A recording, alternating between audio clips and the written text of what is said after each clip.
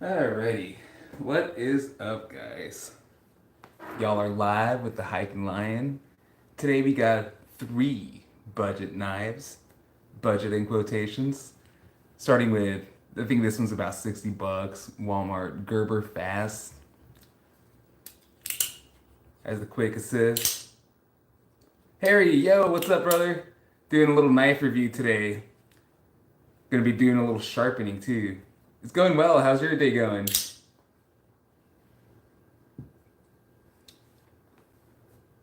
Alrighty. I'll be right back. I need to grab a couple pairs of scissors.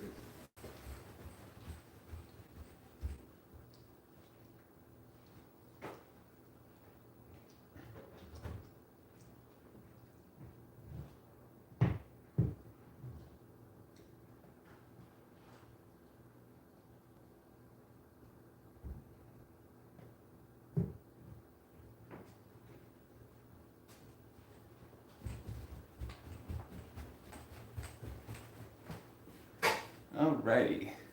How's your day going, Harry? Let's go ahead and bust this open. So anyways, we got the Mora here, budget knives. I bought this for 13 bucks on Amazon. Bought this on sale at Walmart for 30 bucks, but it went up to 60. And this is just your standard $10 kitchen knife.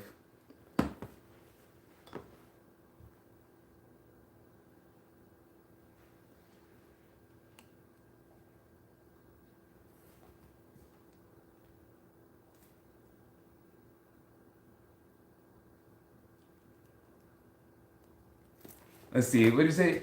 Yesterday, found out my treadmill came in the post. It's amazing. It tracks.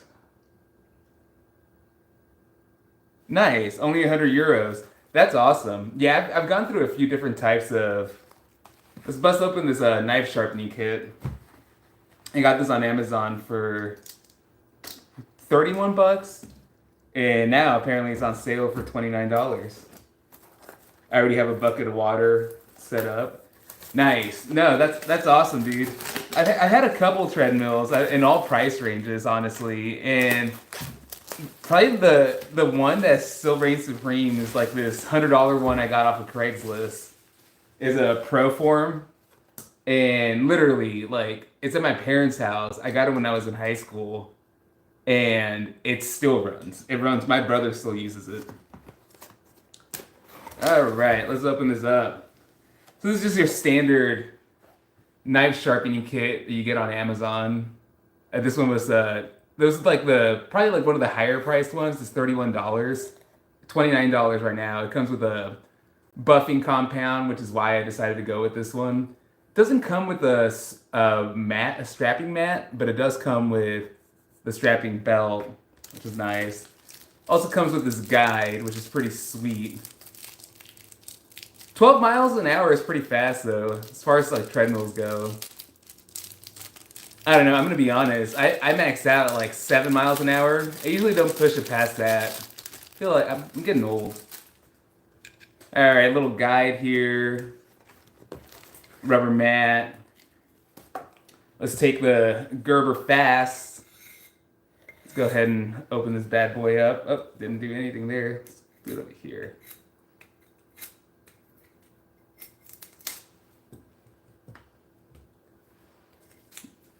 I'm gonna be honest, guys. Yeah, I'm not much of a knife guy. Let's see. This is the 3,000, 8,000. I have a bucket of water over here. Let's drop these in. It says to soak these for about 5 minutes or until the water stops bubbling out of them. See a bamboo mat. Here's the strop or strap to deburr the knife. Yeah, I mean, it's just I've worked with like cheaper whetstones, and they seem to do the job. So I decided just to upgrade. Let's see. Here's the final one. This is a 400 1000 grit.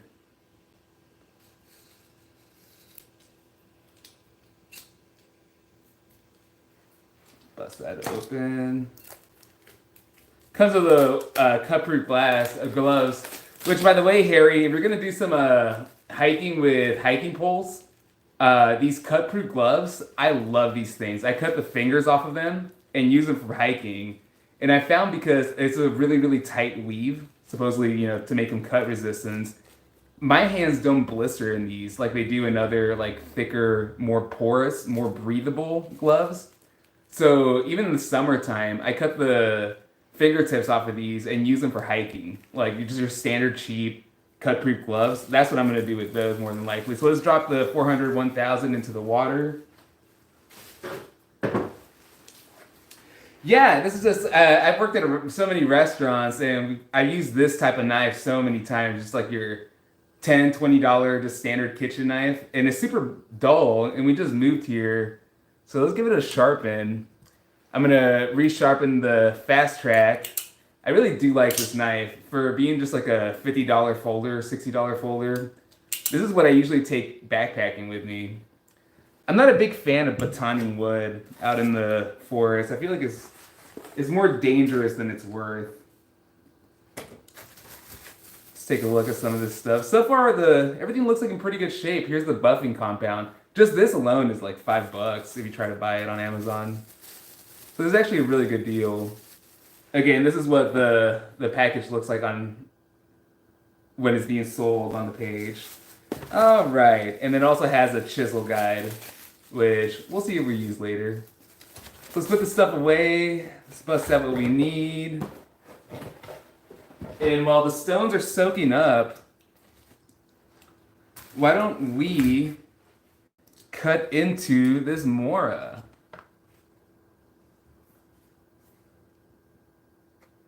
Nice, nice, nice. Yeah, the hiking poles, I didn't really use trekking poles until I was a little bit old. Honestly, I heard about them when I got into ultra running, and then I started using them when I went on the Appalachian Trail for the first time. I had a pair that I bought. I forget what marathon I bought them for. Let's see how we're going to be able to open this. I should have gotten scissors for this. I don't know why I have this. Trying to use a knife to open a knife. It's so silly. All right, let's be careful here because this thing is razor sharp.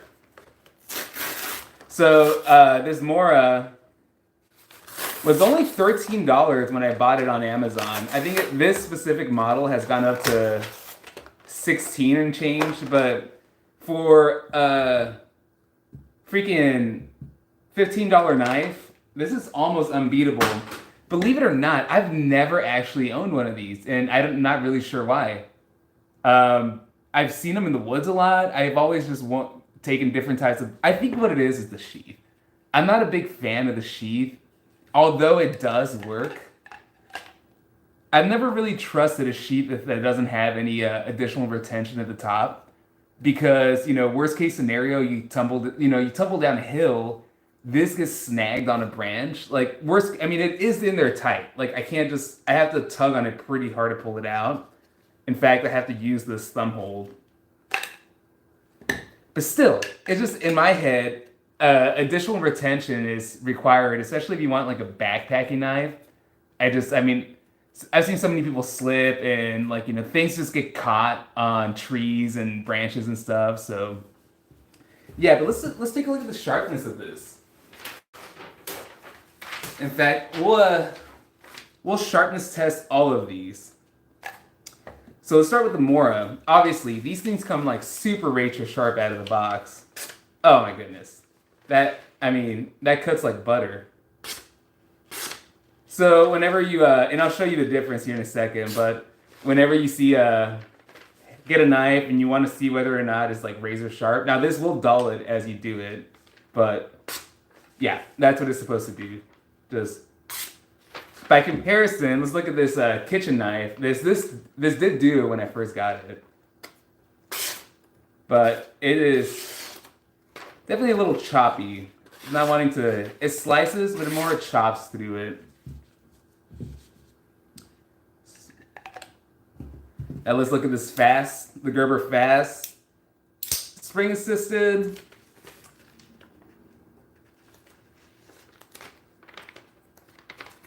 No, yeah, hiking with a stick. It's really, yeah. This one's a little bit sharper. It is serrated. I'm not sure. The jury's still out for me on the serrations on the knives. I think I'm a little indifferent to them. I do find they somewhat do snag when you're trying to butterfly a stick. But since I've been backpacking, I'm gonna be honest. I haven't used a knife to start a fire in years. I just grab smaller sticks. Yeah, so that one needs a little bit of sharpness. Cool, but here they are, you know, freaking 15 bucks. Yeah, the Mora is crazy sharp out of the box. It is stainless steel. From my understanding, it's a softer steel than carbon, so you will have to sharpen it more often, but it is easier to sharpen. All of these are stainless steel. I do like carbon steel, but I feel like that's more for a kitchen setting, in my opinion. Out in the woods with rain, I mean, if you're going to spend any amount of time in the woods, there's a chance the odds of everything getting wet are pretty high. All right, I'm going to grab a tray so we can start sharpening.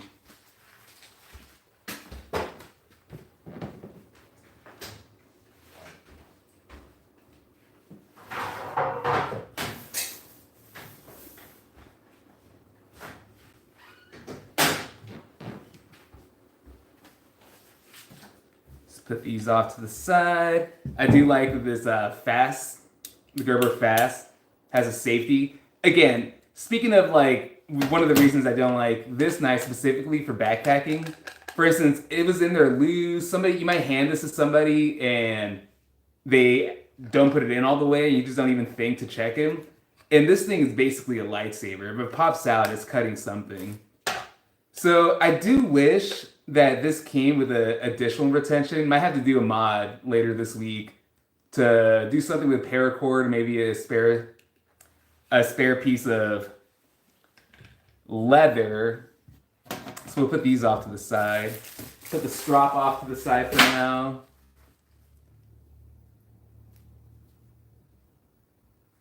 Yeah, so yeah, that's the thing about the carbon steel with the Mora. So Mora obviously makes they make carbon steel and they make stainless steel versions of their knives. And a lot of people prefer the carbon steel, and they both have merits, to be fair. Again, I just find, from my experience being in the woods, like for up to a couple months at a time, when it rains, bro, and it doesn't stop raining, and things just get wet and they stay wet. It's just kind of the reality of things. All right, so I've actually I've just played around with this. This is gonna be my first time actually sharpening one of these, but I get the basic concept. I guess let's first try the blade guide. See how this thing works. Put it somewhat in the center. Supposedly this gives you the perfect angle. So let's go in for the listen. First blade swipe.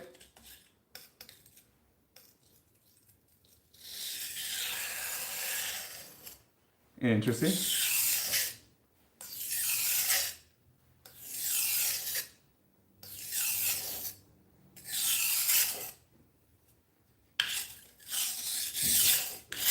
So, from my understanding as well, you're supposed to be able to sharpen from both sides, both forward and back with this. I'm going to be honest, I don't like the guide. Let's go ahead and just do it by hand. Let's do it by feel.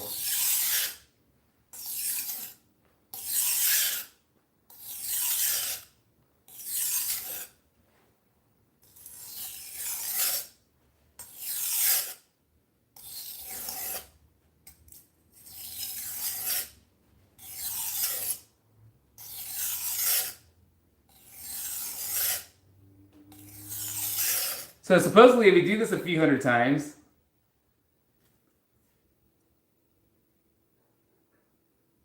nice, yeah, some cooking oil.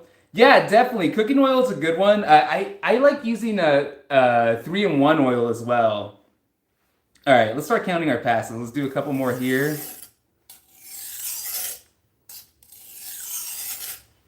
All right, so let's do 10 passes on this side, and then we'll do 10 passes on the other side. Yes, the cooking oil, a nice high heat oil, something neutral they call it. I believe, like a neutral.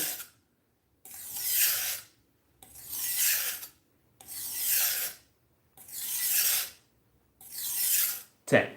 And I like, and again, the 3-in-1 oil, just like your basic 3-in-1 oil. I like using that stuff on pretty much everything.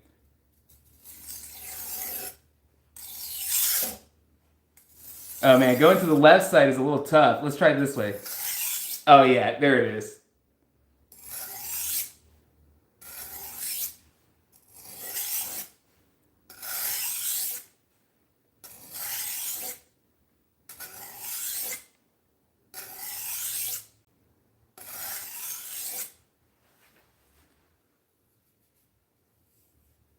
I am starting to I'm starting to see a blade again. Oh, you know what, guys? I am a freaking idiot. So for future tips, I put the 400 on there, and I was gonna go up, but obviously, no, wait, no, that is how it works. No, wait, I'm right. So you do start with the 400, and then you go up to the 1,000. All right, get your shit together, Martin. All right, Harry, good talking to you, brother. I'll see you soon, man.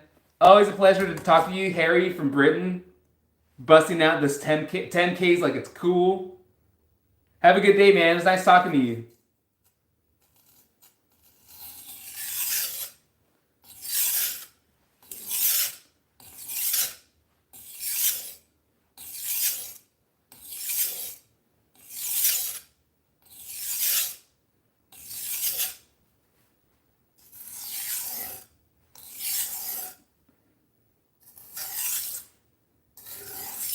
Yeah, I like that better.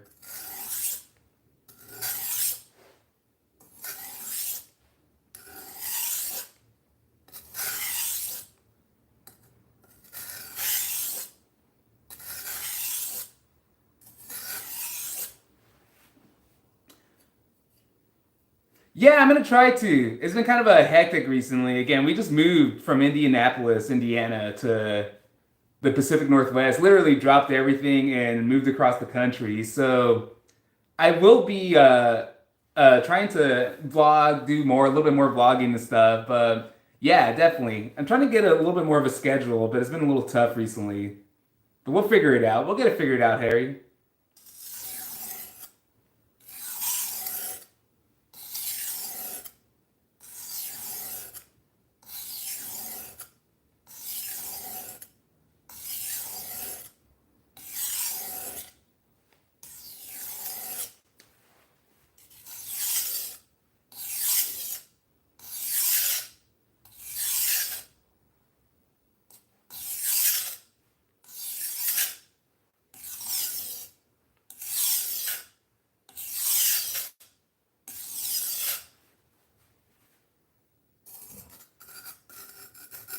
So again, supposedly you're supposed to be able to even do this. That feels wrong, doesn't it?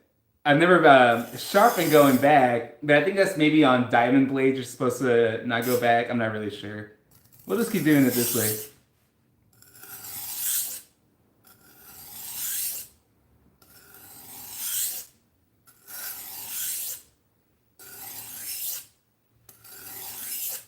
I'm gonna have to do a better job of counting, guys.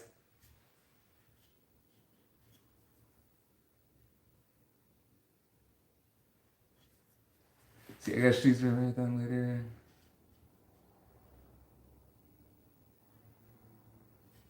Nice. Yeah, I've heard that from my understanding and experience. I have a friend that's a what do you call it? A sports physiologist, and he says a lot of times when people have knee issues, it's literally their insoles. He suggests. I was telling him, I was like, "Hey man, let me come into the office and check me out." He's like, "Dude, before you spend money, buy these insoles. I forget what they're called, but they're like the green insoles, like meant for. They cost like $50 or something like that. They're green though. They're not like Dr. Scholl's or anything like that. But anyways, regardless. Um, yeah, apparently insoles are the secret, man. All right, that's about 10. Let's go this way.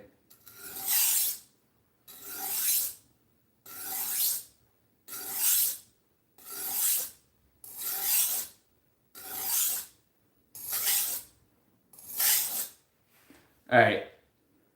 Nice. Adidas. Yeah, I've always been a big fan of Adidas. I have a little bit wider feet. The Reeboks and Adidas starting off really suited me. Got a thick boy's feet. All right, let's do it this way. This is my first time messing with this thing. Again, I've used whetstones before.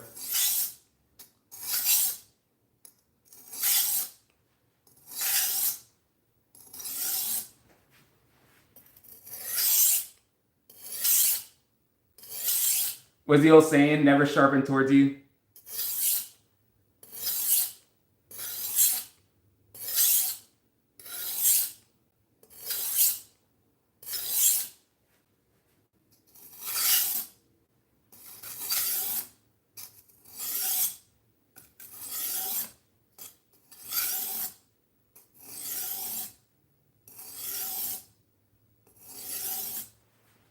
How do people keep count?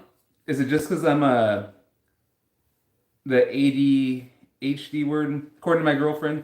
She likes to point out all the different ways I'm clinically R word.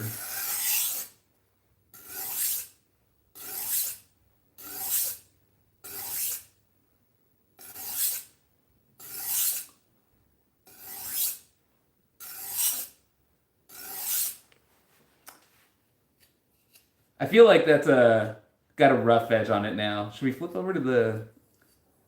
To be honest, I'm not really sure how many times people do this. Let's see. Can find a piece of paper here. Guys, check out my channel. It's a kind of a... That's a lot better actually. Holy moly. Now it's not Mora sharp, but we're getting there. Actually, we're kind of getting there. I'm gonna do about 20 more passes on this side, and then we'll flip it over to the 1000 grit. Let's dip the knife in a little bit of water. Alrighty.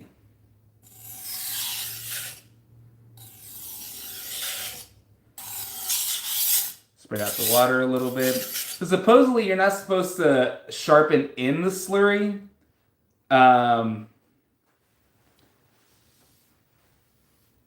You're not supposed to sharpen in the slurry. It's okay to push away the slurry.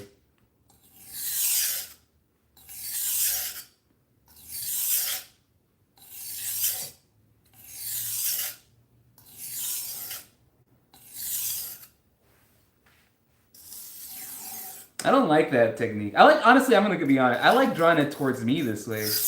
Oh yeah, that feels way smoother.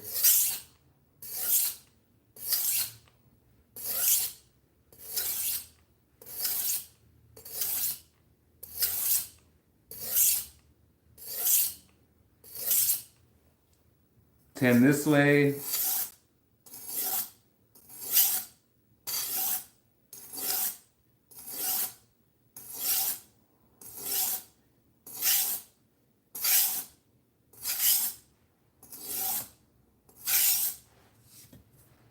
Alrighty. 10 the other way.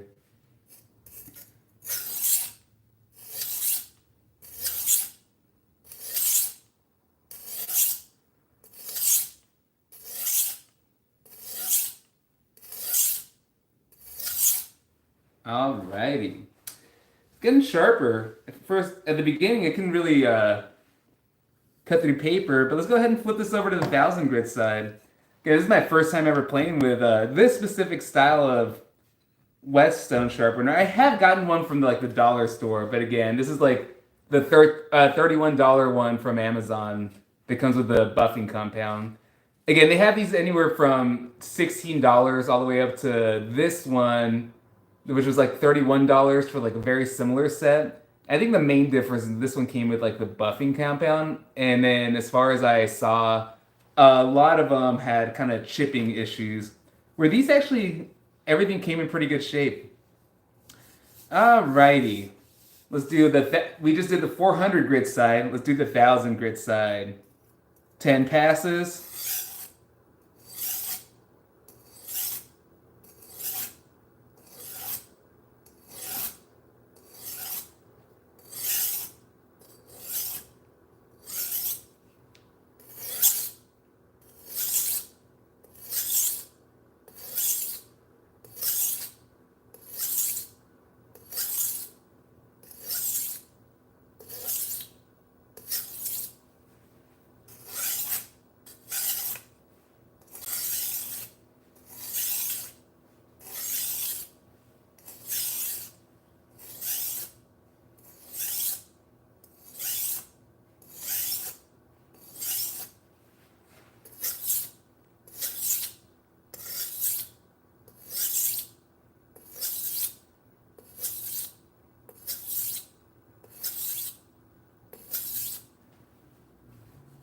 Recently went to North Cascades National Park.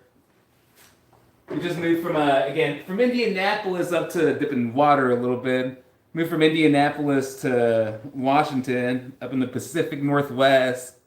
Man, it's just as beautiful as you think it would be. Probably more.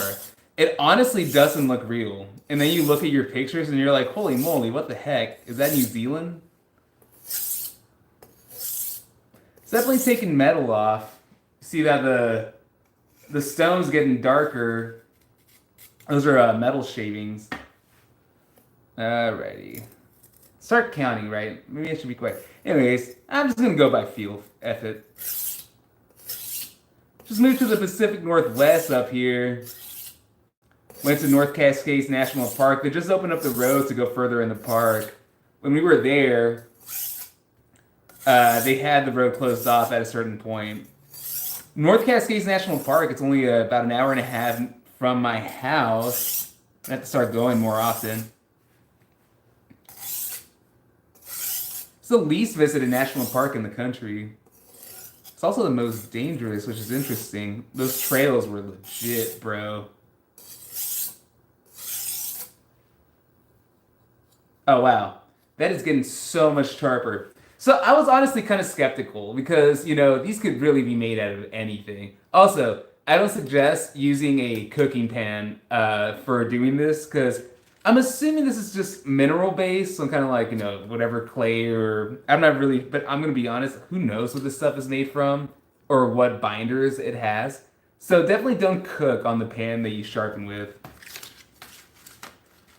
Another thing, these are a little bit thicker than you would imagine, so you would need kind of a deep bowl. But again, this is kind of what it looked like on Amazon, at least the specific one I purchased. This is just a $10 just restaurant knife. I think it was like 15 bucks actually.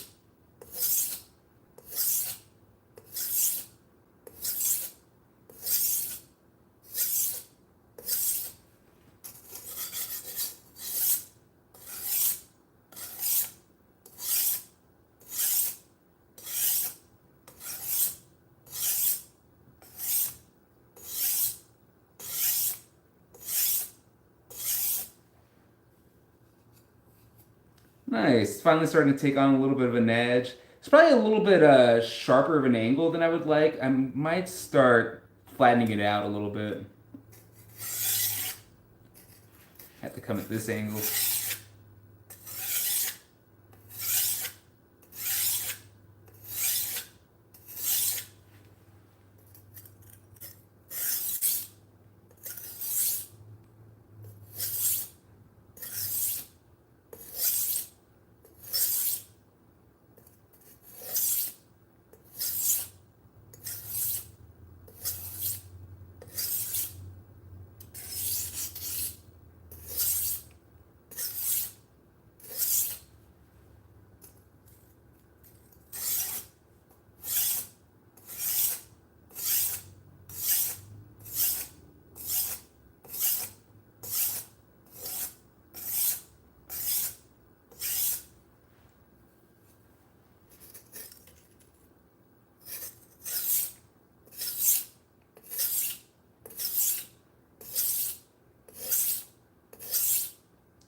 Guys, remember to like and subscribe. Every day is a little different on this channel. Some days is going to be backpacking, hiking.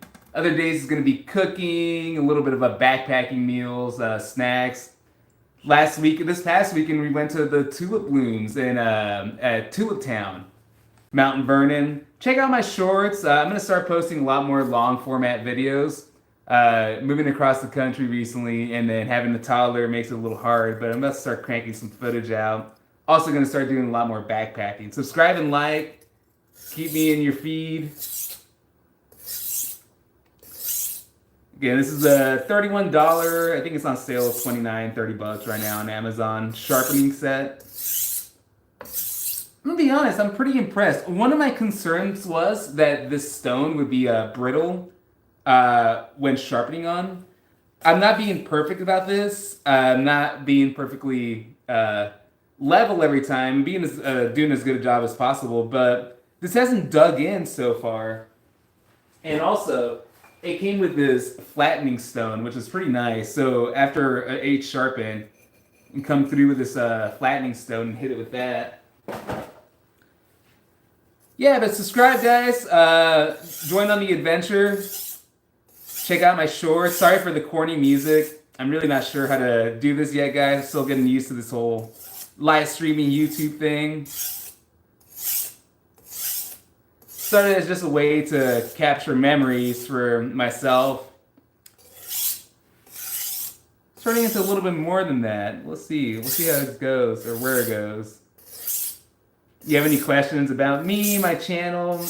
I failed the Appalachian Trail 3 times. If you have any questions on that, let me know. That's kind of why I started live streaming. I had about 130 subscribers when I hit the Appalachian Trail, or I gained them as I was on the Appalachian Trail. And I had to come home. I got the call and it was game over for me.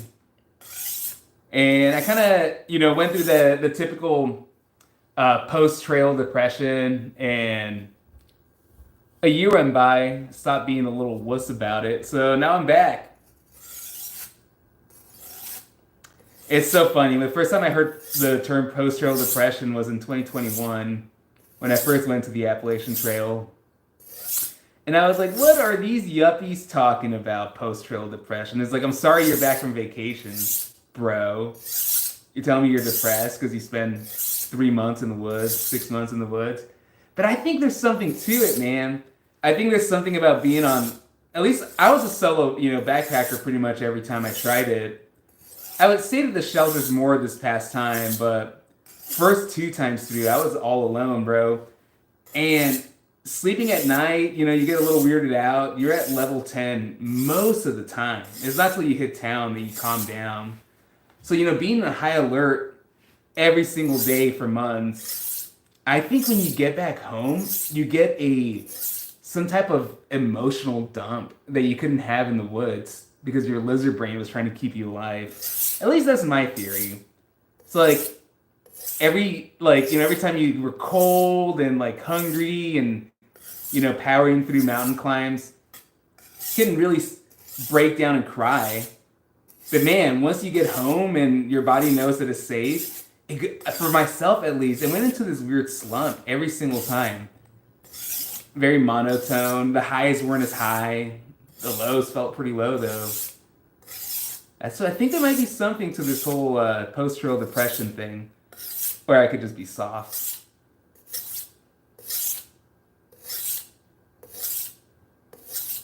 All right, this is getting, it's developing a little bit of a burr there.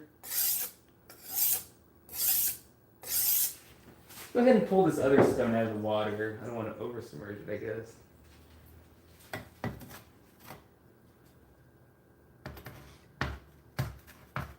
Maybe I'll start playing with that one here in a second.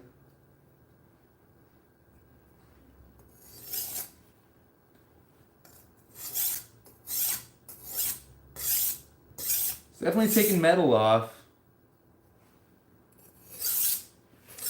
I wondered so hard what type of sharpening set I should get. Should I get the fixed angled diamond grit thingamajig, or a belt sharpener, or should I just get your backpacker, just like your standard little, basically it looks like a diamond square you just sharpen on, And I'm gonna be honest. There's so many different schools of thought out there. I could see the merit in the little diamond square quick sharpener, but those things eat your blades alive if you're not careful. And I'm not careful.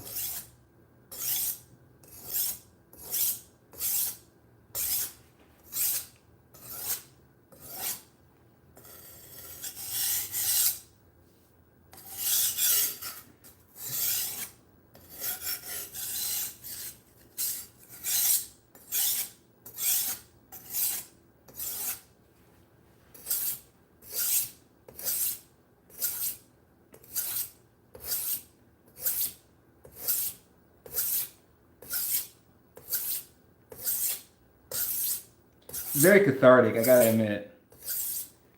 You gotta love the sound of honing metal. I don't know. There's something about it. Just, I wonder if it's primal.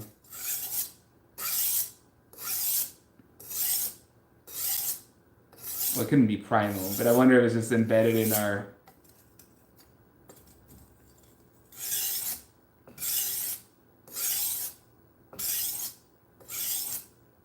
DNA.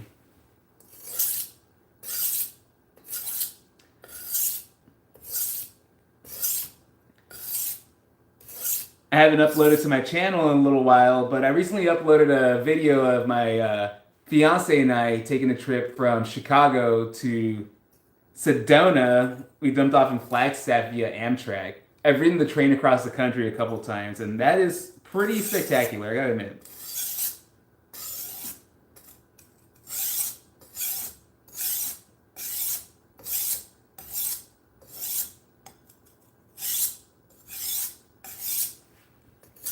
It doesn't come without its shortcomings. I haven't gotten a private cart yet on an Amtrak. Every time I've ridden coach. Let's get the back of the blade sharpened a little bit. And coach comes with its coach problems on a train. I gotta admit. Gotta go on this side a little more. The last time we rode on it, one of the doors. So trick, if you're ever gonna ride on an Amtrak, try to be at the front of the line to board, and then get to the front of a cart that you're gonna be on. That way, you have tons of leg room. You'll get more leg room at the front. The downside is something that happens to you, like happened to us last time. The door wouldn't shut, so it was loud as heck the entire time. It was like a 36-hour train ride. That looks pretty sharp. I'm pretty happy with that. This thing wouldn't slice paper before. I mean, it would aggressively saw through it. Let's see if we'll cut through it now. Not bad. Not bad. Not as sharp as my Mora. So again, I have a really sharp knife here to show you the difference. This thing is literally like a lifesaver. This paper is wet as well. Let me get something dry. Or screw it, I'll just use these directions.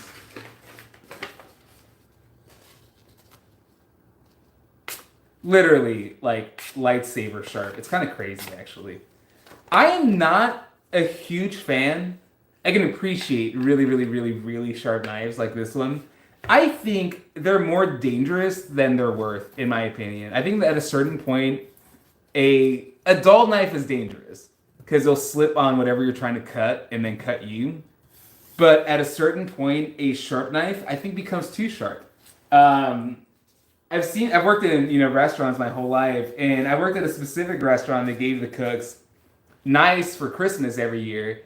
And they were razor sharp knives, and guaranteed everybody was cutting themselves the first couple weeks because nobody's used to handling, by majority, you're not used to handling a razor sharp knife. And most people that I know, literally fingers were like being like sliced off. It was kind of crazy. I prefer my knives at I'm not sure, again, I think this, where it is now, I would like it a little bit sharper because it's still kind of sawing at the paper. But that's not a bad sharpness. As long as it can slice through a tomato, I tend to be pretty happy with it. Because again, I mean, accidents happen, especially in a busy kitchen, especially in a messy kitchen. You can set this off to the side, cover it with your towel accidentally, and if you grab a razor sharp blade, you're going to lose a finger. But if it's just sharp enough to cut the skin off of a tomato, I feel like that's good enough for me. I feel like a lot of people get obsessed about having a Mora sharp knife, when in reality, I feel like, again, it's just like, it just creeped me out, man. Razor sharp, like lightsaber knives creep me out. It might just be because I didn't grow up around knives. I've used them a lot in the woods, that's for sure. If you check out my channel, I've done a lot of backpacking. And most of it probably was before I started YouTubing.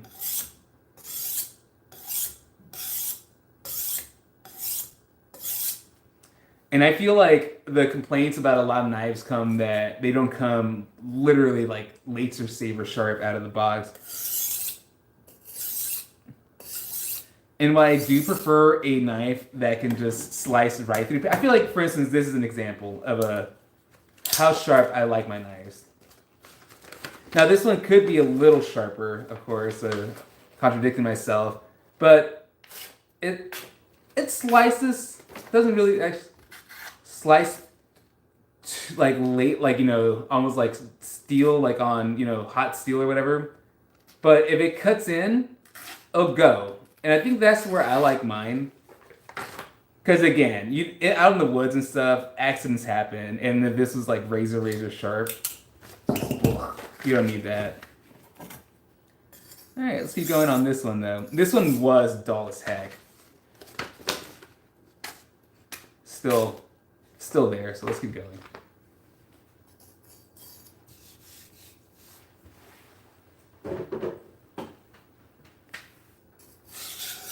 Let's go ahead and dip this in water again, actually.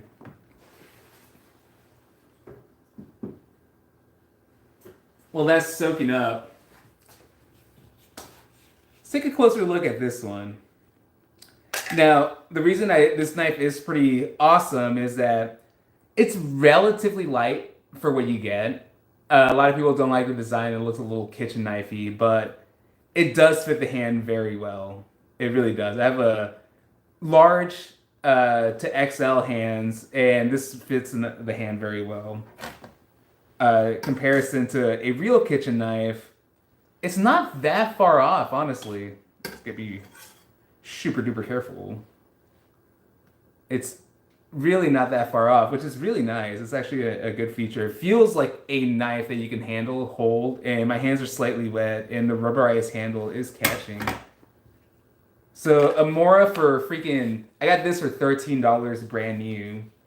This was $60, which is what I usually take into the woods, believe it or not. It's a little heavy, but I do like that it folds up into my pocket, and it has a pretty large blade, which allows for wood crafting or like bush crafting a little bit better.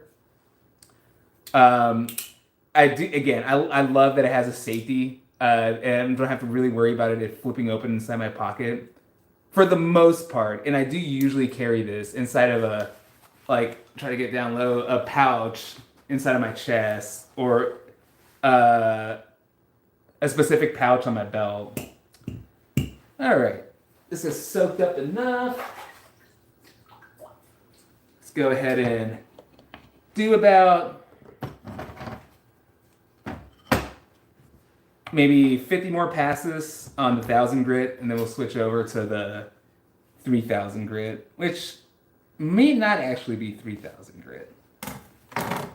8000 grit. That sounds really high. I've seen other ones that were like actually 1200 or no, 2000 and 4000, but we'll see.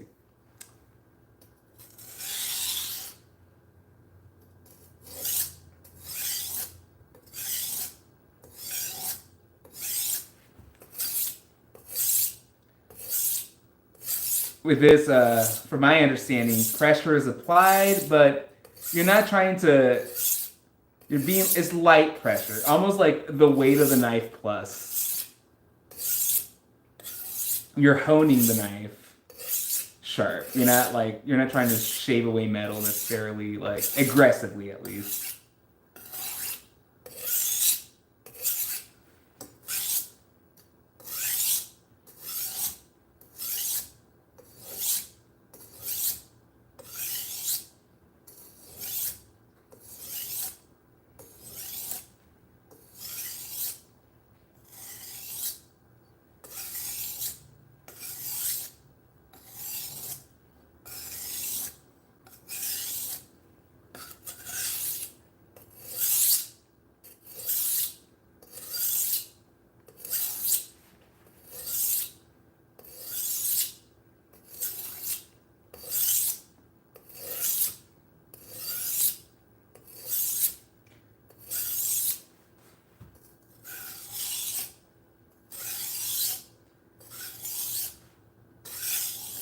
as of before 2021, I was kind of a knife guy, and then I hit the Appalachian Trail with a fixed blade that I really liked.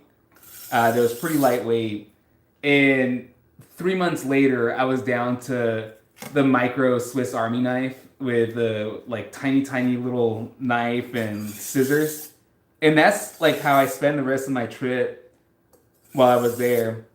And then for years, I kind of had this ignorant view on knives in the woods, like, oh, you don't really need them. I backpacked for 1,000 miles with a tiny little knife, blah blah blah blah blah. So I honestly went away from knives for years, and then I bought this one just on a whim at Walmart because it was on sale, and it just kind of spiraled. It didn't spiral out of control necessarily, but before I knew it, I had a handful of knives again. And I'm kind of nerding out. And again, budget knives. I find it so hard to spend a few $100 on a knife. I get it. I can totally see, where it's worth it. The workmanship. Really expensive knives do feel tighter, and the blade and the metal. I mean, you kind of get what you pay for. But it's kind of hard to justify the price, in my opinion, for something that I've never had a knife that I could keep on. Like, I keep a track of for more than a couple of years. It seems like it's just, I don't know. I want to use it as a tool and not something that I baby. For instance, as soon as I got this, we did a trail cleanup, and there was a bottle stuck in the dirt, and nobody had anything that could get it out. But I had my knife and immediately stuck it in the dirt. You're not supposed to do that with knives, but I mean, it's a tool, bro. Who gives a crap? Next time, I'll definitely take a freaking screwdriver into the woods, because the whole time I was doing it, I was cringing. But I would never do that with a really expensive knife. So at a certain point, at least for myself, like, if you start babying the knife because it costs you $300-400, it stops being a knife and more of a purse. With kitchen knives, I'm not really sure. I've always honestly used just cheap kitchen knives. I've worked on lines before. Mostly, I've been a bartender server, and you bring your own knife as a bartender. So I've always just I'd be like, hey, what do you guys use in the kitchen? And be like, honestly, I have expensive knives, but I always use this. It's kind of like the general thing that I would hear. So you notice how there's slurry on this. So from my understanding, you want to go ahead and wipe that off because it will mar your finish. Which, I mean, again, if it's a $15 knife, who gives a what? But there's something to be said about, and I forget the exact word, but there's a Japanese word for, repeating something a million times until you become an expert at it.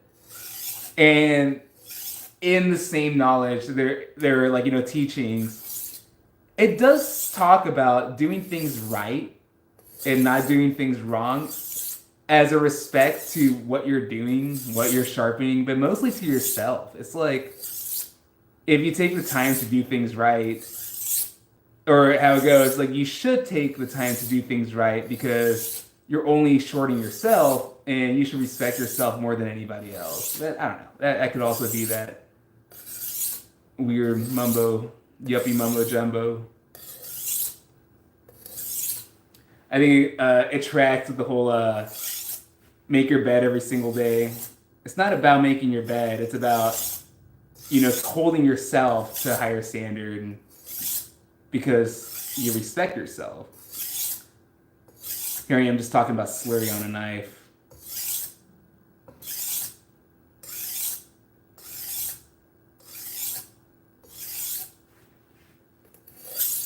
Yeah, after a couple hundred passes, though, this stone so far is holding up. A couple hundred on the 400 grit, a couple hundred on the top 1,000 grit. We still got the 3,000 and the 8,000 to go. Although, again, and then this is where you start getting into the whole sharpening theory. I gotta catch my... The higher up in the grit you go, the finer your blade will become, which also means the more often you will have to sharpen it. Definitely have a burr going now.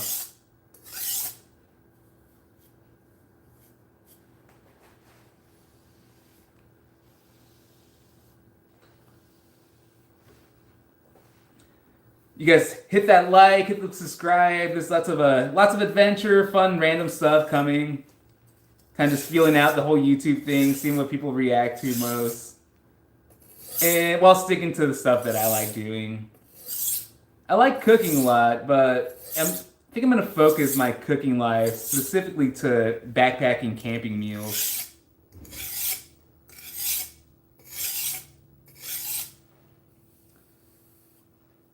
One of my upcoming lives is gonna be I like to make my own kind of like mountain house MRE style meals by taking Mylar bags.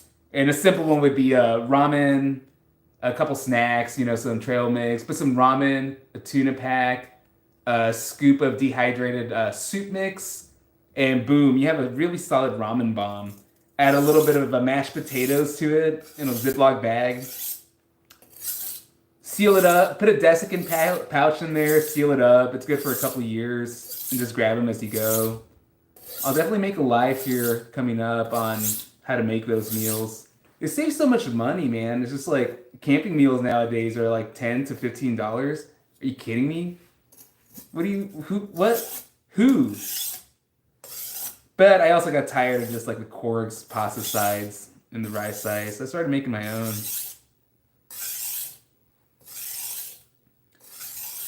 Might do a couple gear reviews coming up.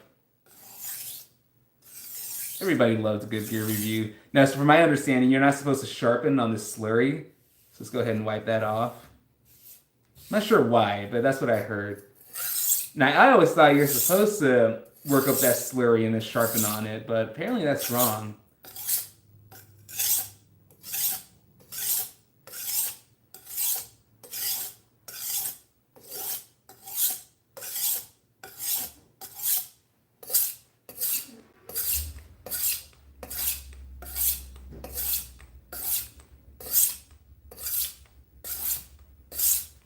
And I started making these live series for my subscribers. I failed the Appalachian Trail last year for the third time, which sucks, but whatever.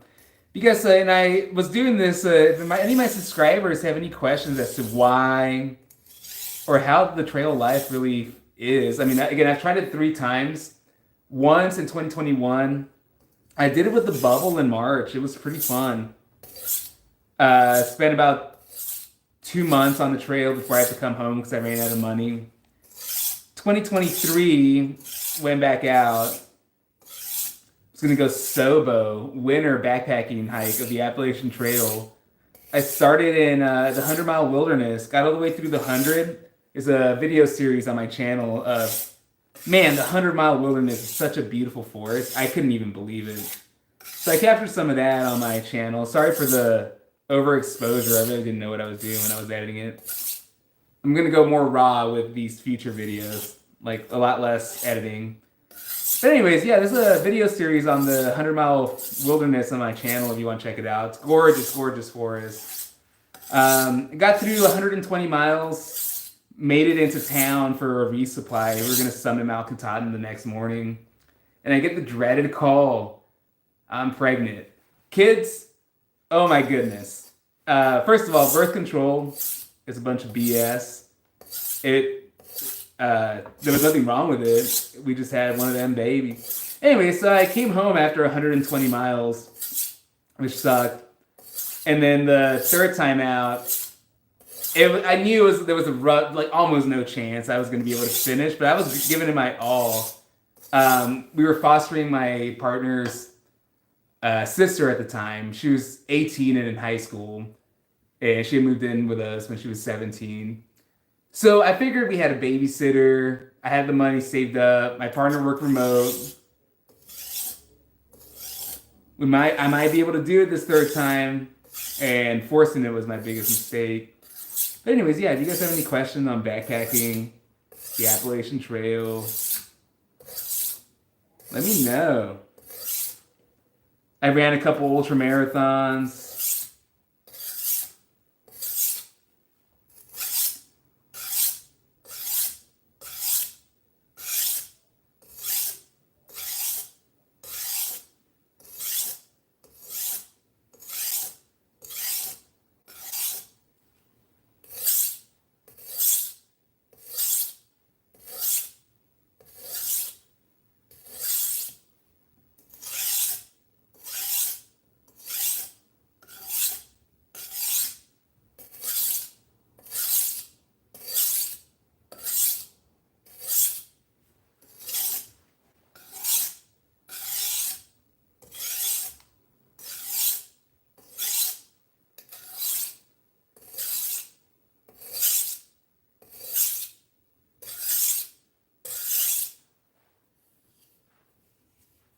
All right.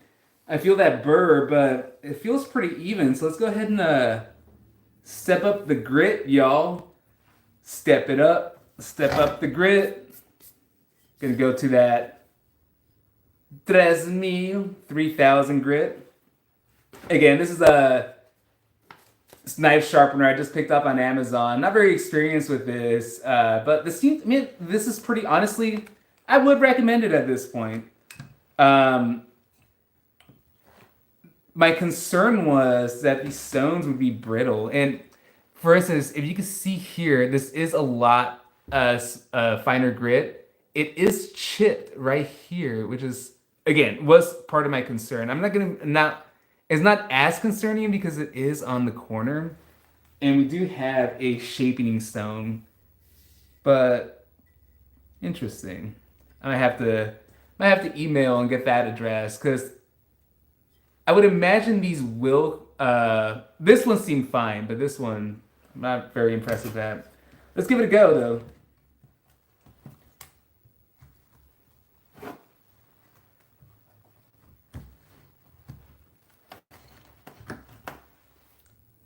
Let's see if we can fit this on there.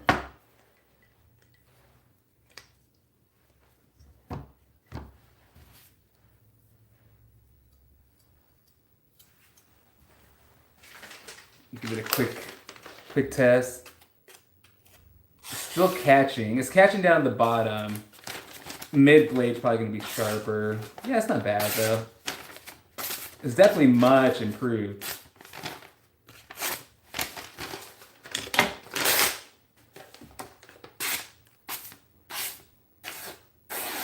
Yeah, it's not crazy sharp, a lot sharper though. Alright, let's keep going.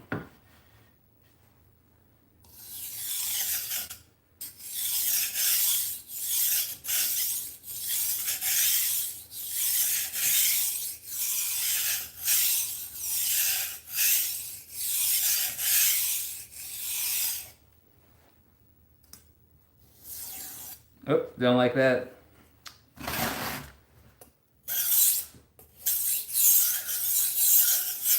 That feels wrong. Sharpening it like an axe. Yeah, no. I'm just gonna go with the.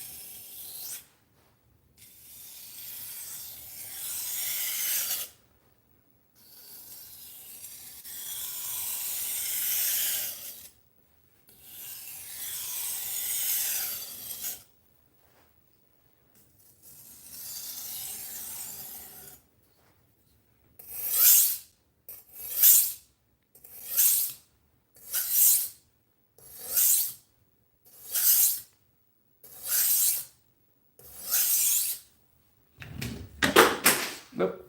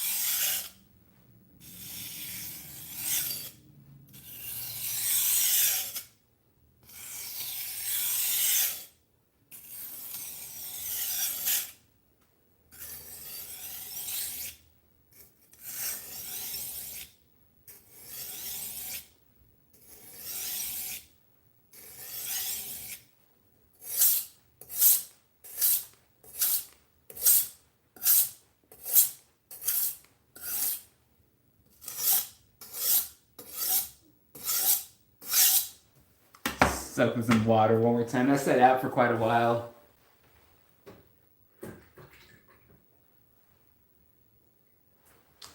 So again, let's see what kind of sharpness we're trying to achieve here. Not quite Mora sharp, but definitely sharper. I feel like if you can slice the skin off of a orange, it's about where we want to be.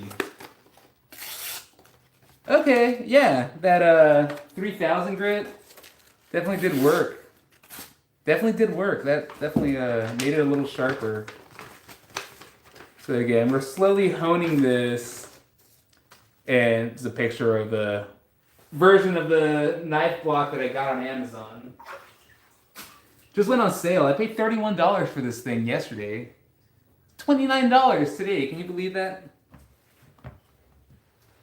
So far, the only defect that I found was this tiny little chip in the corner, which I might have done. I really don't know. I'm really not super concerned about it. Definitely probably should have I thought I inspected it pretty well, but apparently not. I like how the whetstone looks when you start pressing on it. Press the water out of it. It's pretty sweet. Man, I love the sound of this. It sounds cool as hell. Again, just got this thing, not very experienced with it. I know the general theory of sharpening a knife on a whetstone. My only experience with one of these is from just grabbing one from the dollar store a long time ago.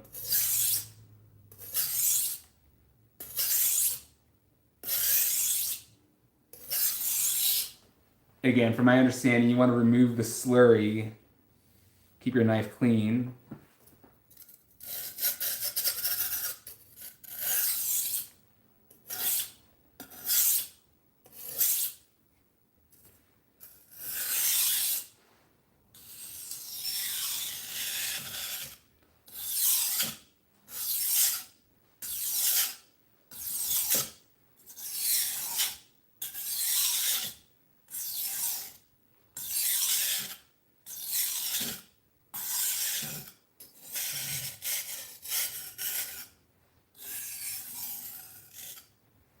The specific handle doesn't lend well to this specific style of sharpener, I've noticed.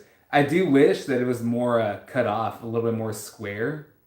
That would definitely help out. So in the future, when shopping for knives, I will shop for knives that are squared off right here, and the handle does not protrude past the bottom part of the blade. Something I've never considered, literally never considered till now. Thus, I do have to kind of give this angle, which is okay. And just dance with the blade a little bit. Just move your hips into it.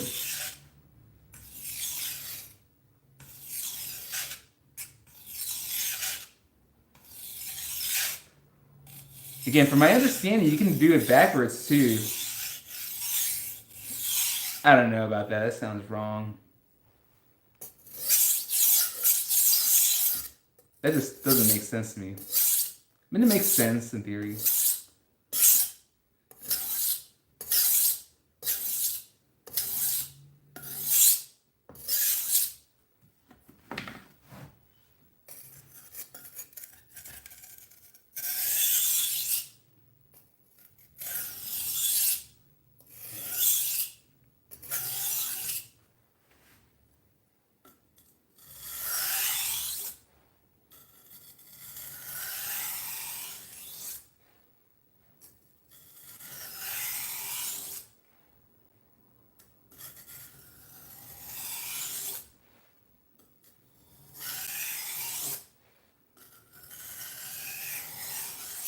That's interesting. You probably won't be. I'm not sure if you can see this, but as you push on it, you can see the water being squeezed in front of the blade, and you can actually use that to see how much of the blade is making contact with the stone.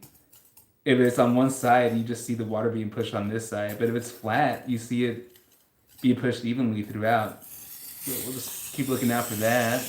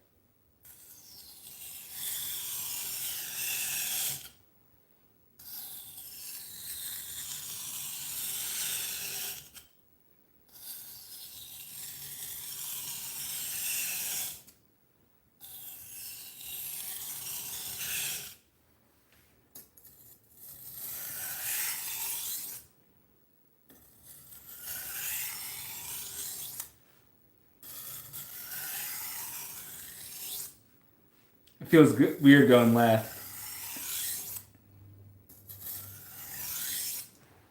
I feel like I'd rather bring it towards me.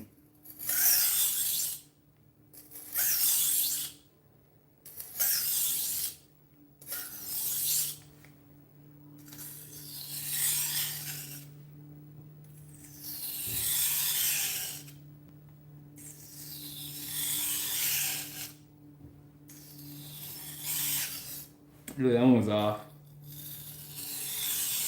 Oh, that was nice.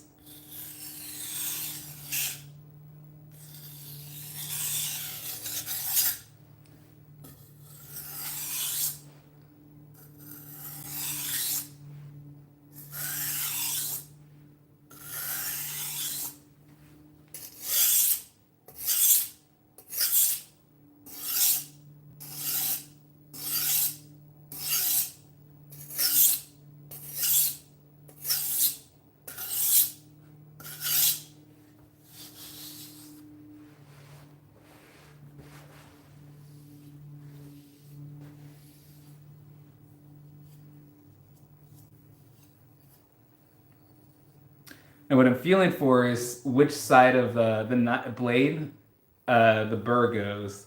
It seems like it's folding over this way and sticking up on this side a little more. So let's give it a few passes on this side to even it out.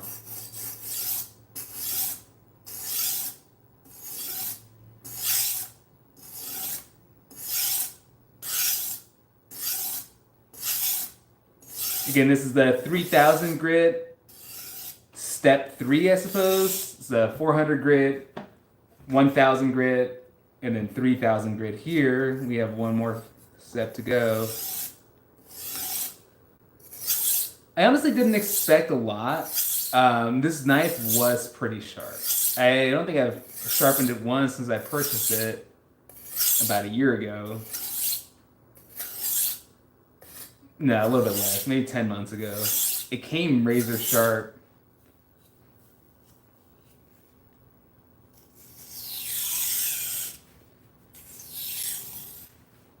And again, we just moved across the country. If you guys need any tips on moving across the country, holy moly, that is not for the faint of heart. Especially doing it in the winter. Going over a mountain pass in the winter is sounds fun until you do it and you're like, oh wow, this is some freaking pioneer Oregon Trail stuff. Hope we make it.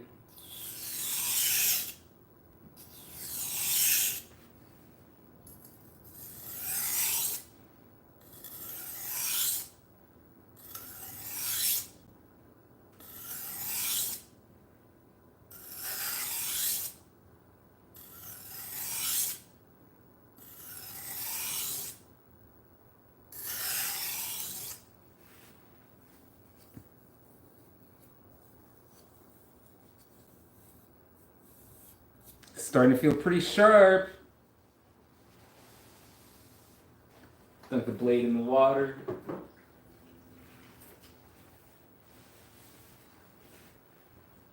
Definitely has an edge now. Also, I could definitely hit it more right here. That's a decent little edge. Again, this is a kind of a learning curve for myself. I am starting to realize that my angle might have been a little too extreme. I was looking for more of a 20-degree angle, and I think I was hitting it at 35, possibly. I'm going to flatten that out. Honestly, I think this just takes hundreds and hundreds of passes on each one of these sides. So it would equate to thousands of passes to get a, in quotations, edge on your blade.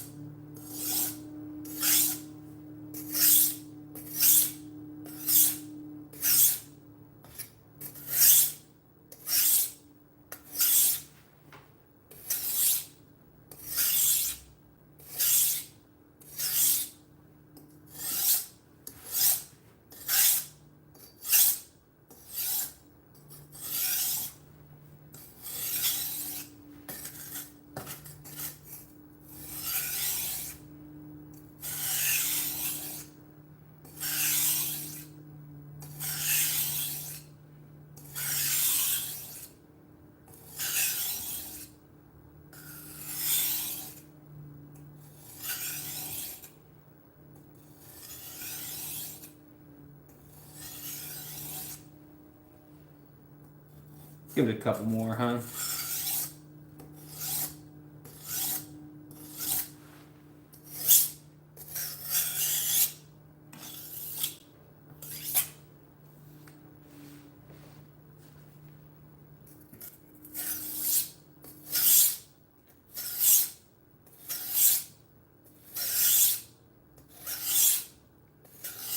How's the weather where you guys are at over here in northern Washington? And gosh darn it, we don't have a sunny day. I live in the rainiest place in America, and knock on wood, it's been a beautiful freaking week. How about y'all? Where y'all coming from? Remember to like and subscribe. Help this channel grow. We're about to hit adventuring running, y'all. Cooking, hiking, gadgets, a little bit of everything on this channel.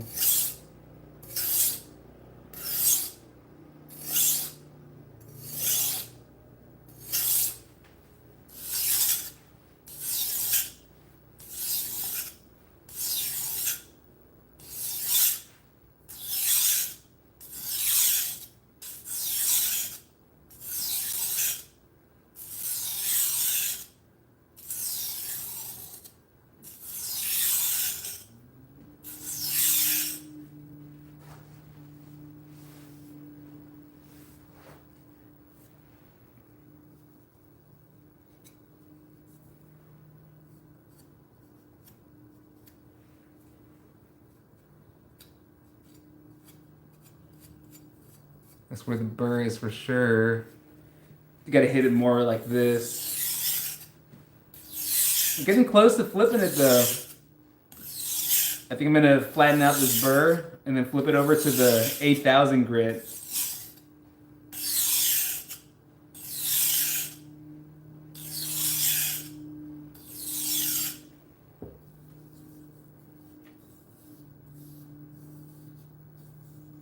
Again, this was the $31 Amazon version. And I think it was $31 because it comes with a large stick of this buffing compound that helps you shine your blade once you scuff it all up from freaking sharpening it. Which, I mean, whatever. I would care more about that on a shiny blade like this. Honestly, I tend to subscribe to the it's a battle scar mentality, but there is something to be said is if your blade is scratched up, it tends to rust a little bit easier. This feels really sharp. All right. The burr feels pretty flat as well.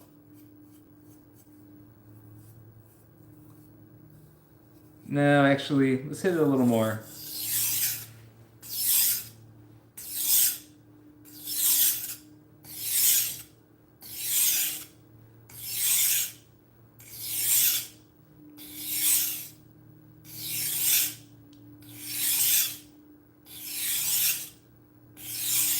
So yeah, if you're wondering if this is any better than the dollar store one, I can say yes. The dollar store bricks, from my experience, those are the only ones I've ever used, are more brittle at their blue stage. Like the 400 1000 grit, they're definitely more brittle. For it might just be because these are new, but I feel like the knife dug into those the dollar store ones a little bit easier.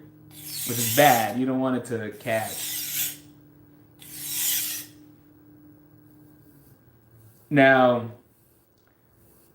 I got this $31 version for multiple reasons. I think, honestly, if you didn't want that giant buffing compound, if you don't want the cut-proof gloves, which I actually use these gloves for backpacking, the tight weave on those gloves makes it so that my hands don't blister. Yeah, they're the only gloves I've ever used where the webbing of my freaking thumbs do not start to tear apart from constant up and downs with the... don't do that. Constant up and downs with the hiking poles. Yeah, so that's why I got those. I mean, those are like $5 if I try to buy those separately. And the compound was like $5 if you try to buy it separately. And it also came with this chisel sharpener, which I don't have chisels, but now I guess I have an excuse to buy some. And I believe those can be used to sharpen like a whittling or a wood carving set as well. All right, let's flip it over to the final phase. It's the final countdown. 8,000 grit. Yeah, this does feel really smooth. Almost like where this feels like stone. It definitely has more of it catches your fingernail. This is extremely smooth. Almost like a unfinished marble. Alrighty. I think it's wet enough. That's what she said. And let's just dig right into this, shall we?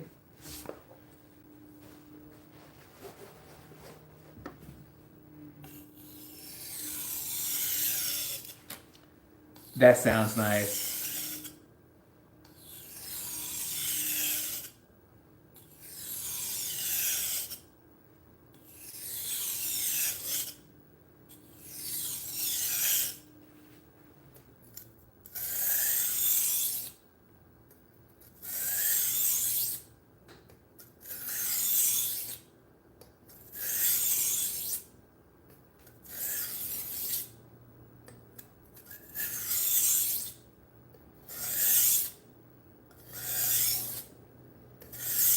All right, let's see if I can keep track of the pulls. Now, like I said, I just moved to Washington, so my memory's been a little.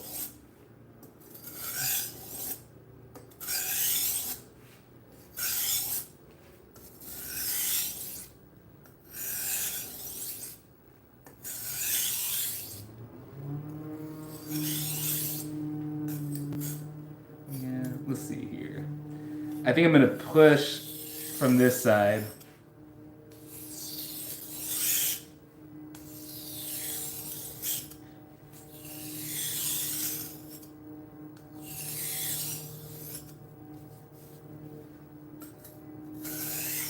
I like that. I like that. I like this technique.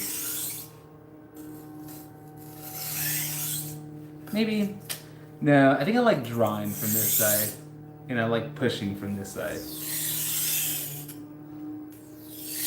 So yeah, let's draw her.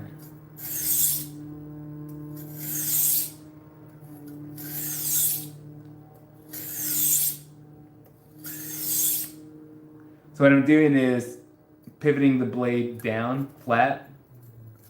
So up, pivoting it down flat, and get my angle that I like, and drawing it.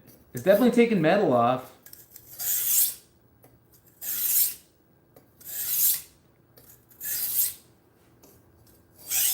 This stuff isn't green anymore, it's black, so that's steel. So let's do this.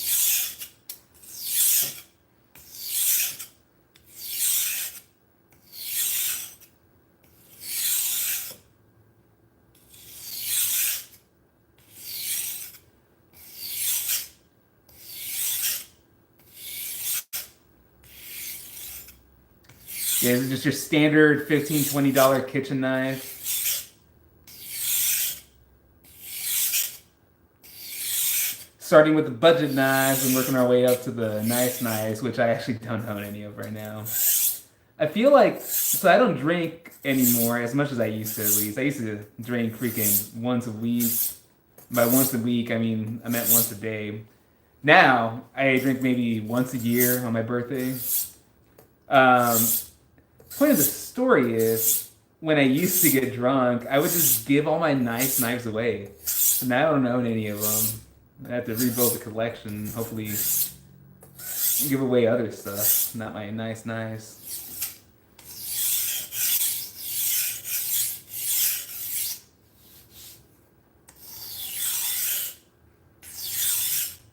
Let's go ahead and soak this up one more time.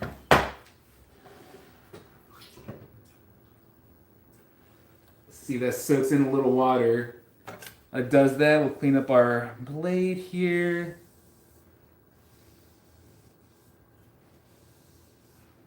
Let's do the test, shall we? Okay, it's a lot sharper actually. Holy moly. So this was shredding it before. Now it's not Mora sharp. Now this is out of the box, just came in the mail, Mora. It's not going to be Mora sharp, which is literally a freaking lightsaber. I can't even believe how sharp that is. Dude, for freaking $13, I mean, if you want a sharp knife, what? Again, the only reason I've never owned one of these is because of this sheath. But after holding one in my hand, knowing that it's mine, I don't know how. I'm going to buy like 4 more of this. This is the Mora Companion. It's not, this one specifically is $16, I believe, now on Amazon. Anyways, this isn't Mora sharp, but as I was saying earlier, I don't really like my knives to be Mora sharp or razor sharp. I feel for multiple reasons. Primarily is my whole life I've always used dull knives, and when somebody hands me a knife, it's usually not razor sharp. So you get used to handling a knife a certain way that you know isn't going to slice through your hand even if you touch it. Now, I'm not saying, and I know that's kind of it goes against all knife safety rules, but accidents happen. And I found that, again, I'll say this story one more time. I work in the service industry. Every year, the kitchen guys would get brand new knives from the managers. And there was a lot of turnover, so it was always new kitchen guys. But story is, for those first couple months, guys were running to the hospital freaking slicing their hands because they weren't used to handling razor sharp knives. Not only that, some idiot comes through the counter, throws their rag over the knife. You don't see it. It's knives should be sharp. They should be treated with respect. But I honestly think for multiple reasons, they shouldn't be as sharp as a razor blade. Because they just don't need to be, in my opinion. I feel like a lot of people hyper obsess with how sharp their knife can be. For instance, I think one of the primary reasons people want really sharp knives is when they're backpacking, they want to be able to feather a stick. And again, I'm not saying I'm anybody, but at one point I got rid of my camping stove when I was on the Appalachian Trail. And just, if I wanted a hot meal, I would have to light a fire and boil water. Never once used a knife to feather a stick. If it was raining, I didn't need hot. If it wasn't raining, I found dry sticks. The idea that you need a knife to start a fire is kind of, that's been debunked by me, at least, in my opinion. Does it make it easier? I don't think so either. If anything, it's just more dangerous. Why would you use your knife for something you don't need to use it for? Batoning is another thing that I think is kind of stupid.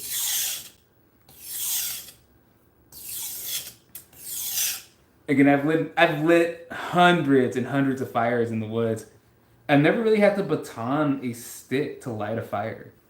That's not even, I've never had to do that. I just think that smacking the crap out of a freaking sharp object, it's asking for so many accidents. And being in the woods is, you hear stories from people and how they got injured. It could happen in a million different ways.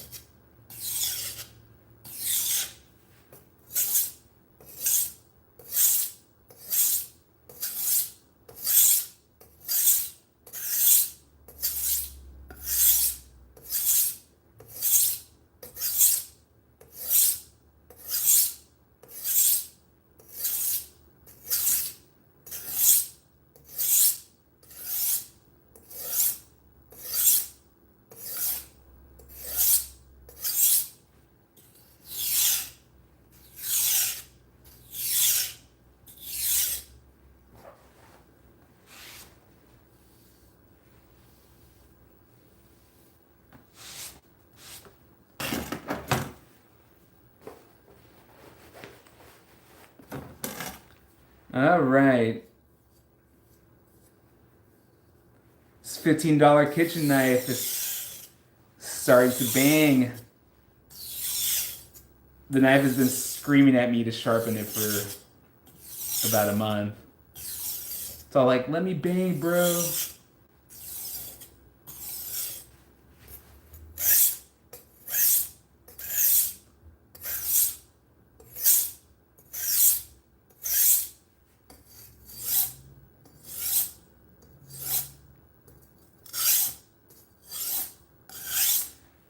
Guys, if you like nature, outdoors, check out my YouTube shorts and my channel. Just rode a train across the country. I posted a video of riding a train across the country with my partner. Did a little bit of backpacking out in Sedona, Arizona. A little bit of winter backpacking. That was pretty awesome. Sedona really is as beautiful as everyone says it is. It's actually kind of crazy. I've been to Alaska and Colorado and up and down the Appalachian Mountains. Live in the Pacific Northwest now, and yeah, Sedona, it's up there, bro. It's freaking gorgeous. The one thing I will say about Sedona is a lot of yuppity rich people. They'll look at you like you're a poor piece of shit.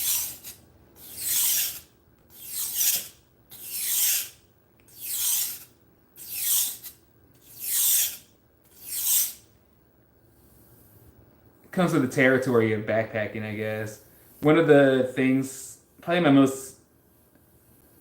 the biggest reward I've gotten from through hiking is when you're through hiking, you're essentially off the grid homeless, bro, and you look homeless, and people look at you like you're homeless.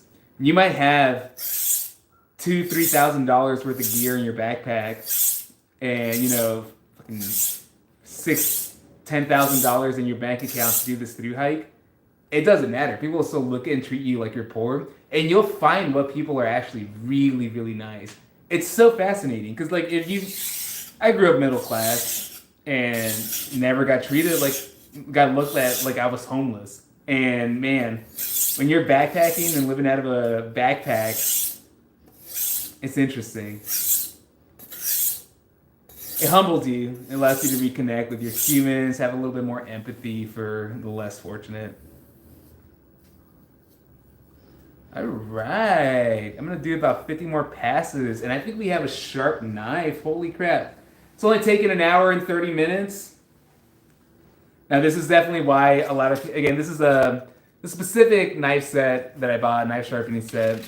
I think this is definitely why people choose to use those diamond sharpeners. This is taking forever, and it's nowhere near as sharp as it would with like 5 minutes of diamond sharpening, but not bad. I mean, I would take that. Oh yeah, I'll take that. I'll take that all day. Comparing it to the Mora just doesn't even care if it's there. It takes no prisoners. Mora takes no prisoners. But for kitchen, I think this is definitely sharp enough. Let me get ooh, there's a little bit of a burr there. I can feel it. It's not done yet. Now the burr will remain until you use the strop.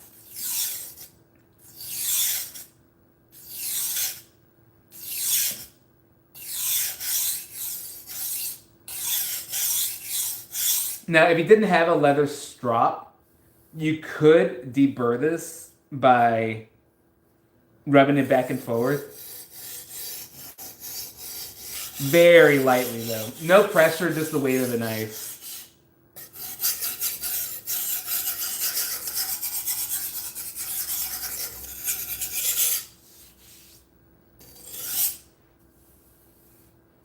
Yep, there it was. Yep. There she is. Now let's see here. Let's grab a little piece of paper. Final results.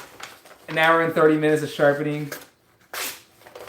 Again, you could literally work on this knife for how dull it was. Probably another hour and a half. And I'm going to actually. Next time I go live, I'll probably keep working on this specific knife. But for going from super, super, super dull to, it slices. It'll dice, that's for sure. Let me get an orange. This is the test I like to use.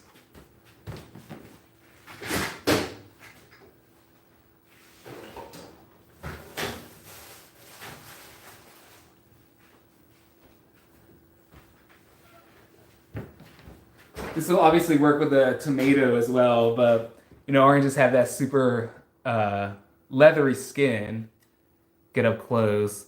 And the way I know that a knife is sharp for myself is that if you can just start to skin it. So obviously it's not as sharp as I would like it still, actually, believe it or not. But it's sharp enough. Sharp enough. It will, from a random spot, start taking just the top layer of skin off of the tomato. Or not tomato, but orange. If it could do this to an orange, it more than likely can do it to a tomato too. Let's see how thin we can get it.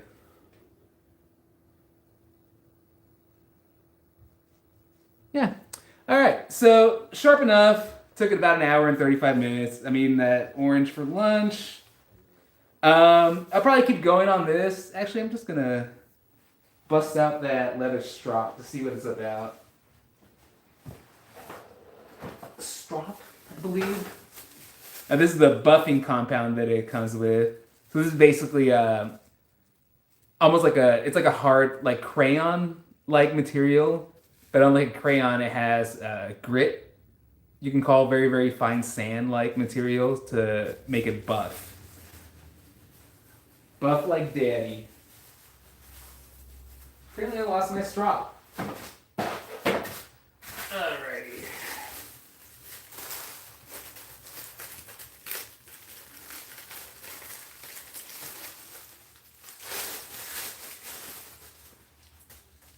This is the strop that it came with. I'm gonna be honest, I probably should have looked up how to use this thing. What the hell? Okay, yeah, so I guess basically you just... Kind of how I figured. Honestly, I would like to attach this to something, but once it is attached, just lay it down for now, you would drop back on the leather. The strop is a very thin leather. I did see some on Amazon. Again, this is the version of the kit that I bought. I saw some cheaper kits that came with like a larger strop that looked a lot more legit. Would be one of my few gripes about this, and also this greenstone's a little chipped. I could have done it, I really can't tell. Yeah, this strop is a little foo-foo, I will say. If you get a nice leather belt, it might do a better job, but yeah, that's not bad. Yeah, this strop isn't going to last long at all. Honestly, what I would do is go to Goodwill and find yourself a good leather belt. Or just buy a real strop. Yeah, the strop is trash. This thing is absolute trash. It wouldn't last more than a couple sharpens. And it's getting leather fiber everywhere. I don't think it's real leather. This is obviously some kind of press, like composite, like type of leather or whatever, but it is what it is. That's trash. I'm happy I got the gloves. I have to get a new strop. Not bad overall, though. Definitely gonna keep working at it. I think I'm gonna go back through and do another 3,000, and then pull it back on the 8,000. This knife is sharp for a little while, but I will sharpen this knife. I do like the Gerber Fast a lot. It has that little safety and the spring assisted. It's honestly, it's really cool. It's not quite like, in quotations, push button, like flip, or sorry, push button switchblade. But man, any pressure on this. So first, I'm just gonna push down on it. Immediately releases it. It's really quick, really fast. Almost, you can call it like a combat or a defensive knife. But I use this for backpacking a lot, and it actually does have some real wear, if you can see right there. Yeah, we'll give this a sharpen later. This one's already a little sharp, but ooh, I can tell it's catching right there.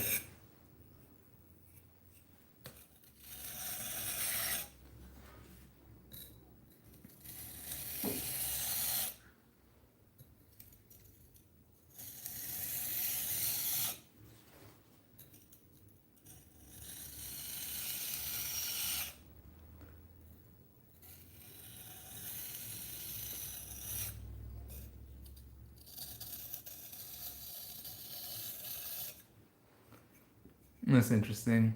I think the teeth of the serrations might be digging into the stone. Yeah, I think this specific one would be one that I would just sharpen with a diamond blade, honestly.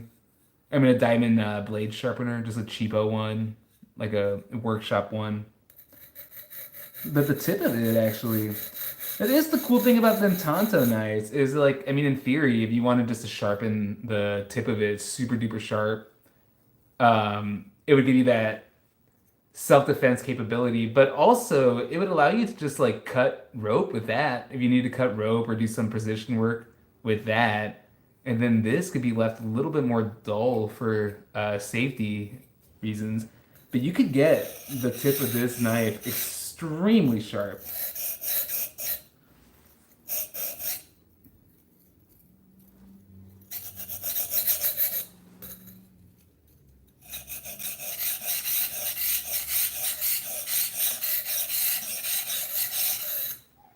Yeah, I'll definitely have to work on this one next. So, all right, guys, if you guys have any questions, let me know. One more time, this is the sharpening kit that I purchased. I believe it's called.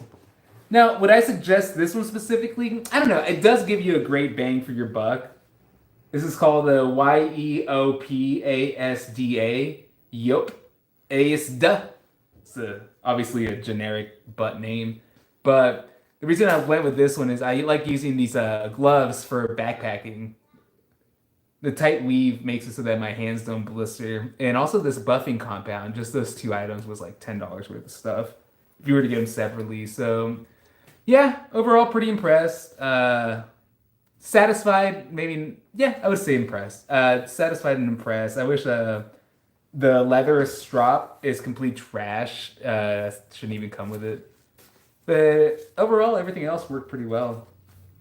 If you guys don't mind liking and subscribing, there's going to be a lot more videos coming up. Just random start vlogging a lot more. Live in the Pacific Northwest, beautiful Cascadia. So lots of adventures to come. Check out my channel, and thank you for joining. I'll see you guys soon. Love you.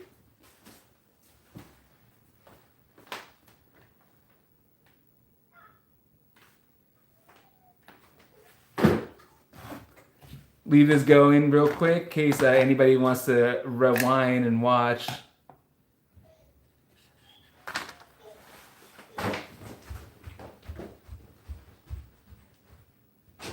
Baby.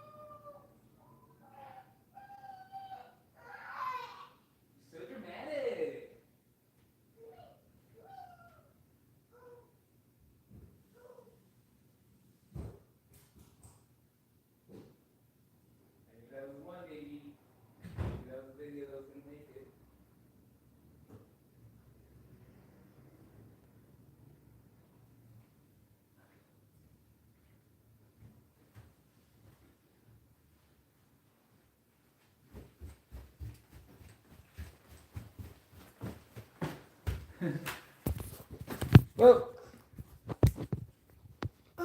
what happened here? Later, guys.